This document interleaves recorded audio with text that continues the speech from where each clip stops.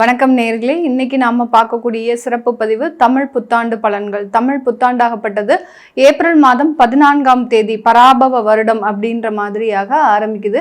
இந்த பராபவம் அப்படின்னு சொன்னோம்னா சுழற்சி முறை அப்படின்னா அதற்கு உண்டான ஒரு பொருள். ஆனால் ஜோதிட ரீதியாக பார்த்தீங்கன்னா இந்த பராபவ வருடத்துல ஒரு சுழற்சி அப்படின்றது வெற்றி அப்படின்றது ஒரு தோல்வியையும், தோல்வி அப்படின்றது ஒரு வெற்றியையும் குறிக்கக்கூடிய ஒரு அமைப்பாக தான் இந்த பராபவ வருடம் இருக்க போகுது. யார் யாருக்கெல்லாம் நீங்க நன்மைகள் கிடைக்கல அப்படின்னு நினைக்கிறீங்களோ அவர்களுக்கு எல்லாருக்குமே ஒரு நன்மைகள் கிடைக்கக்கூடிய ஒரு ஆண்டாகவும், தோல்வியே இல்லாத சில நபர்களுக்கு இந்த ஆண்டு ஒரு தோல்வியை கொடுக்கக்கூடிய ஒரு ஆண்டாகவும் தான் இந்த பராபவ வருடம் இருக்க போகுது. இந்த வருடத்துல இருக்கக்கூடிய கோச்சார கிரகங்களின் நிலவரங்கள் அப்படின்னு பார்க்கும்போது வருடம் ஆரம்பிக்கும் போது அந்த சூரியன் சுக்கிரன் சேர்க்கை அந்த மேஷ ராசியில இருக்கு, மிதுன ராசியில குரு பகவான், அடுத்து சிம்ம ராசியில கேது பகவான், கும்ப ராசியில ராகு பகவான், அடுத்து சனி பகவான் மீன ராசியில இருக்கிறார். இதுதான் வருடம் ஆரம்பிக்கும் போது இருக்கக்கூடிய கோச்சார கிரகங்களின் நிலவரங்கள். இந்த வருட பலன்களை நம்ம தீர்மானிக்கும் போது வருட கிரகங்களாகப்பட்ட அந்த குரு பகவான் பாத்தீங்கன்னா ஜூன் மாதம் 2ஆம் தேதி, அதாவது வைகாசி மாதம் 17ஆம் தேதி பெயர்ச்சி ஆகிறார். மிதுன ராசியிலிருந்து உச்சம் பெற போறார். கடக ராசிக்கு சென்று அங்க உச்சம் பெற்ற ஒரு குரு பகவானா பெயர்ச்சியாக போகிறார். அடுத்து பாத்தீங்கன்னா இந்த குரு பகவான் திரும்பியும் அதிசாரம் பெறுகிறார். அதிசாரம் அப்படின்னா விரைவாக நகர்ந்து சென்று அடுத்த ராசிக்கு பெயர்ச்சி ஆகிறது தான் அதிசாரம். இந்த அதிசார ஒரு பெயர்ச்சியாகப்பட்டது ஐப்பசி மாதம் நிகழக்கூடிய ஒரு அமைப்பாக இருக்கு. ஐப்பசி மாதம் 14ஆம் தேதி அந்த குரு பகவான் மீண்டும் அதிசாரம் பெற்று வருகிறார். இந்த குரு அதிசார நிவர்த்தி ஆகப்பட்டது 25ஆம் தேதி ஜனவரி மாதம், அதாவது தை மாதம் 10ஆம் தேதி இந்த குரு அதிசார நிவர்த்தி அடைகிறார்.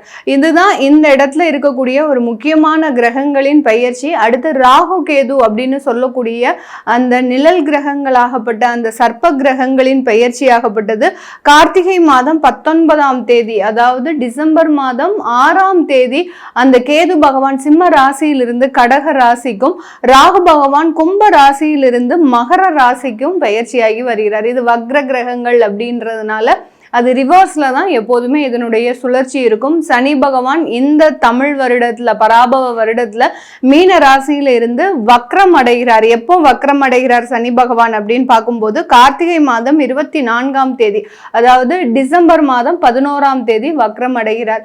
இந்த வக்ரம் அடையக்கூடிய ஒரு சூழ்நிலையில இந்த மாதிரியான இந்த பராபவ வருடத்துல இருக்கக்கூடிய கிரகங்களின் கோச்சார நிலவரங்களின்படி ஒவ்வொரு ராசி என்பர்களுக்கும் உண்டான பலன்களை பற்றி பார்க்க போறோம். அந்த பலன்கள்ல நமக்கு என்ன மாதிரியாக இருக்கு, ஒவ்வொரு ராசிக்கும் என்னென்ன ஏற்ற இறக்கங்கள் இருக்கு, நீங்க எந்த மாதிரியாக சில விஷயங்களை மாற்றிக்கணும் அப்படின்றது தான் இந்த பதிவுல தெளிவா பார்க்க போறோம். இந்த சேனலை முதன்முறையா பாக்குறீங்க அப்படின்னா சப்ஸ்கிரைப் பண்ணிக்கோங்க, பெல் பட்டன்ல ஆல் ஆப்ஷன் சூஸ் பண்ணிக்கோங்க.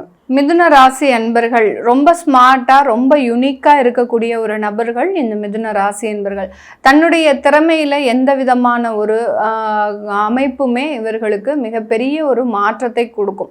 அதாவது திறமைகளை நம்பி உழைப்பவர்கள் அப்படின்னு சொன்னா அது மிதுன ராசி என்பர்கள் தான். திறமைக்கு அப்பாற்பட்டு இவர்கள் அந்த வேலை ரீதியாக சில விஷயங்களை கடுமையான ஒரு போராட்டத்தோட தான் இவர்கள் அனுபவிக்கக்கூடிய ஒரு நேரமாக இருக்கும். அதே மாதிரி அந்த திறமைக்கு ஏற்ற அங்கீகாரம் அப்படின்னு கேட்டிங்கன்னா இவர்கள் பிறந்த இடத்துல இருந்து ஒரு 1000-1500 கிலோமீட்டர் தள்ளி தான் இந்த மிதுன ராசி என்பர்களுக்கு அவர்களுக்கு உண்டான அங்கீகாரம். இவர்கள்கிட்ட ஒரு வேலை கொடுக்குறாங்க அப்படின்னா அதை ரொம்ப ஸ்மார்ட்டாகவும் ரொம்ப எளிமையாகவும் செய்து முடிக்கக்கூடியவர்கள். குடும்பம் ரீதியாக நிறைய விஷயங்கள்ல ரொம்ப அந்யோன்யத்தை எதிர்பார்க்கக்கூடியவர்களும் இந்த மிதுன ராசி என்பர்கள். குடும்பத்துல இருக்கிறவங்க இவர்களோடு பாசமாக இருக்கணும், எந்த விதமான சண்டை சச்சரவுகளும் இருக்கக்கூடாது அப்படின்னு நினைக்கிறவங்க. யார் வீட்டுக்கு வந்தாலும் அவர்களை மிகவும் ஒரு அருமையாக, அதாவது ரொம்ப ஒரு தாய் போன்று அவர்களை ஒரு பரிமாறக்கூடியவர்கள் இந்த மிதுன ராசி என்பர்கள். இவர்களுக்கு இந்த தமிழ் வருடம் பராபவ வருடம் இவர்களினுடைய குடும்பம் ரீதியான நிறைய பிரச்சனைகள்ல இருந்து வெளிவரக்கூடிய ஒரு நேரமாக இருக்கும். குடும்பத்துல பாத்தீங்கன்னா நிறைய ஒரு சண்டை சச்சரவுகள், நான் ஏற்கனவே சொன்ன மாதிரி குடும்பத்துல இருக்கக்கூடியவர்கள் நல்ல நல்ல பாசத்தோடையும் ஒரு அந்யோன்யத்தோடையும் இருக்கணும்னு நினைத்த இந்த மிதுன ராசி என்பர்களுக்கு அந்த குடும்பத்துல இருக்கக்கூடிய நபர்களே இவர்களுக்கு மிகப்பெரிய ஒரு எதிரிகளாக மாறிட்டாங்க, அவ்வளவுதான் சொல்லணும். ஏன்னா அந்த வலியும் வேதனையும் இந்த மிதுன ராசி என்பர்களுக்கு மட்டும்தான் தெரியும். அந்த அளவுக்கு இந்த மிதுன ராசி என்பர்கள் கடந்த ஒரு 1.5 வருடங்களாக அந்த குடும்பத்தினால பாதிக்கப்பட்டு, அந்த குடும்பத்துல இருக்கக்கூடிய நபர்களால ஏமாற்றப்பட்டு, சில பேருக்கு திருமணம் ஆன உடனே ஒரு 6 மாதத்துல ஒரு வருடத்துல விவாகரத்து வழக்குகள், சில பேருக்கு திருமணம் ஆகி ஒரு 10 வருடம் கழிச்சு ஒரு நல்ல குழந்தைகள்லாம் பிறந்து நல்ல எல்லாம் லைஃப்ல எல்லாமே நம்ம செட்டில் ஆயிட்டோம் அப்படின்னு நினைக்கக்கூடிய நேரத்துல அந்த குடும்பத்துல இருக்கக்கூடிய நபர்களின் மூலமாக தொந்தரவுகள், அடுத்து 3வது நபர்களின் தலையீட்டுனால அந்த குடும்பத்துல மிகப்பெரிய ஒரு அவமானங்கள், இப்படி இந்த குடும்பத்தை சார்ந்த சில பிரச்சனைகள் இவர்களை துரத்தி கொண்டே இருக்கும். இது எல்லாமே கடந்த ஒரு 1.5 வருடங்களுக்கு மேலாக இந்த மிதுன ராசி என்பவர்களுக்கு அதிகப்படியாக நடந்திருக்கும். இந்த பிரச்சனை போக காணாத குறைக்கு இவர்களினுடைய வேலையில நிலையற்ற தன்மை, எங்க போய் நம்ம பிழைக்கிறது அப்படின்னு நினைக்கக்கூடிய அளவிற்கு இந்த மிதுன ராசி என்பவர்களினுடைய கண்களில் இரத்த கண்ணீர் மட்டும்தான் வரல. தனியா இருக்கிற சமயம் தன்னைத்தானே ஒரு அழுது கொண்டு வெளியில போய் நம்ம அழ முடியாது, அட்லீஸ்ட் நமக்குள்ளேயாவது அழுதுக்கணும் அப்படின்னு அந்த வாய் விட்டு அழுது சில விஷயங்களெல்லாம் இவர்கள் மனம் தேற்றி கொள்ளக்கூடிய அளவிற்கு இந்த விஷயங்கள்லாம் நடந்திருக்கும். இந்த பராபவ வருடம் இவர்களுக்கு இந்த குடும்பம் ரீதியான சில பிரச்சனைகள்ல இருந்து முற்றிலுமான ஒரு நிவர்த்தி. இப்போ உங்களுக்கு விவாகரத்தே ஆயிருக்கு அப்படின்னா உங்களுக்கு உண்டான ஒரு வாழ்க்கை அப்படின்றது உங்களுக்கு தேடி வரக்கூடிய ஒரு நேரம். சில பேருக்கெல்லாம் 2வது திருமணம் ஆகியும் அந்த திருமணத்துல மிகப்பெரிய அளவுக்கு பாதிப்புகள், இது எல்லாமே இந்த மிதுன ராசி அன்பர்களுக்கு மட்டும்தான் நடக்குது மேடம், வேற யாருக்குமே நடக்கலை அப்படின்னு சொல்லக்கூடிய அளவிற்கு அந்த மிதுன ராசி அன்பர்கள் தன்னுடைய வாழ்க்கையில எந்த பக்கம் போனாலும் ஒரு முட்டுக்கட்டை விழுது. அதாவது ஒரு தேரோட்டம் நடக்குது அப்படின்னா அந்த தேர் நகர்றதுக்கு முன்னாடி ஒவ்வொரு இடத்துலையும் அதனுடைய சக்கரத்துல முட்டுக்கட்டை வைப்பாங்க. எதுக்காக வைக்கிறாங்க? அந்த தேர் அப்படியே விரைவாக நகர்ந்துடக்கூடாது, எல்லாரும் மக்கள் இழுக்கிற இழுப்புக்கு அந்த தேர் விரைவாக நகர்ந்துடக்கூடாது, அப்படி நகர்ந்துச்சுன்னா மிகப்பெரிய ஒரு ஆபத்துகள் நடக்கும், அதனாலதான் அந்த முட்டுக்கட்டை வைக்கிறாங்க. ஆனா இந்த மிதுன ராசி அன்பர்களுக்கு அவர்களினுடைய வாழ்க்கைன்ற ஒரு தேர்ல பாத்தீங்கன்னா ஒவ்வொரு நொடி பொழுதும் ஒரு முட்டுக்கட்டை. யாராவது வந்து நீ இது செஞ்சா தப்பு, நீ இந்த தொழிலெல்லாம் போகக்கூடாது, உனக்கு வேலை தான் லாய்க்கு, அந்த வேலைக்கு போகாத, இந்த வேலைக்கு போகாத, இந்த பொண்ணை பார்க்காத, அந்த கல்யாணம் பண்ணிக்காத, இப்படி ஒவ்வொரு இடத்திலையும் அந்த முட்டுக்கொட்டையை சந்தித்து கொண்டு இருக்கின்றவர்கள் இந்த மிதுன ராசி என்பவர்கள். இவர்களுக்கு இந்த மாதிரியான சில பிரச்சனைகள் இருந்து முழுமையாக ஒரு விடிவு காலம் அப்படின்றது இந்த பராபவ வருடம் வரும். ஆனா இதுல நீங்க செய்ய வேண்டிய ஒரு முக்கியமான வேலை அப்படின்றது பாத்தீங்கன்னா மெயினாக ஒரு தெய்வ பிரார்த்தனை. உங்களுக்கு ஒரு தெய்வ நம்பிக்கை இருக்கு, ஆனா அதை வாய் விட்டு, அதாவது மனம் விட்டு பேச முடியாத ஒரு நிலைமையில இருக்கிறீங்க. ஒரு கோயிலுக்கு போனா அங்க ஒரு நிம்மதி கிடையாது, அந்த தெய்வத்தை பார்க்கறதுக்கு கூட உங்களுக்கு ஒரு அந்த நிம்மதி இல்லாத ஒரு லைஃபாக இருக்கிறதுனால அந்த தெய்வ பிரார்த்தனையை வீட்டிலேயே பண்ணுங்க. எவ்வளவுக்கு எவ்வளவு நீங்க கோயில்ல போய் தான் பண்ணணும் அப்படின்ற அவசியமே கிடையாது, முதல்ல வீட்டுல பண்ணுங்க. ஃபர்ஸ்ட் எய்டு அப்படின்றது நம்மளுடைய வீட்டிலிருந்து தான் ஆரம்பிக்கணும். எப்போதுமே நம்ம தெய்வ பலத்தை எந்த இடத்துல நம்ம ஆரம்பிக்கணும் அப்படின்னு கேட்டோம்னா வீட்டிலிருந்து ஆரம்பிக்கும் போது அந்த தெய்வம் நம்ம கூடையே பிரயாணிக்கும். அந்த தெய்வத்தினுடைய பலம் தான் நம்மளை ஒவ்வொரு இடத்துல இருக்கக்கூடிய பிரச்சனையிலிருந்தும் காப்பாற்றும். இந்த மாதிரியாக சில தெய்வ வழிபாடை பண்ணும்போது அந்த குடும்பத்துல இருக்கக்கூடிய முக்கியமான முடிவுகள் ஒரு நிவர்த்தி ஆகிறதுக்கு உண்டான ஒரு நேரமாக இருக்கும். நிறைய மிதுன ராசி என்பவர்களுக்கு வேலை ரீதியான வழக்குகள் அப்படின்றது இருக்கு.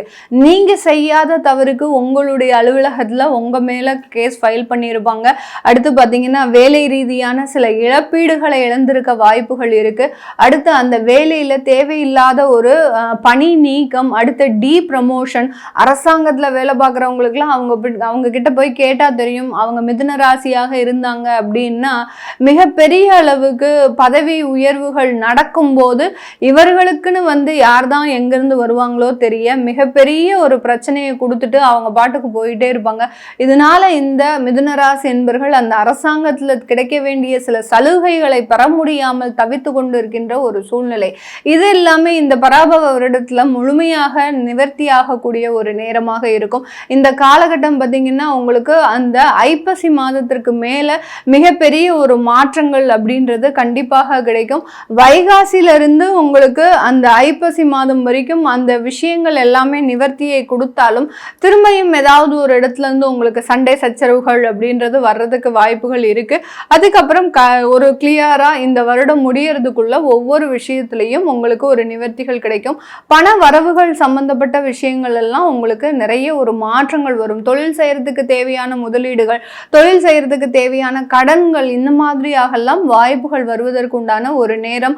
அடுத்து ஏற்றுமதி சம்பந்தப்பட்ட சில வாய்ப்புகளும் வரும். தொழில் ரீதியாக இருக்கிறீங்க அப்படின்னா எக்ஸ்போர்ட் ஆர்டர்ஸ் அப்படின்றது கிடைக்கும். அடுத்து வெளிநாட்டில் இருக்கக்கூடியவர்களுக்கு அங்கிருந்து தொழில் செய்யக்கூடிய ஒரு அனுமதி அப்படின்றது கண்டிப்பாக கிடைக்கும்.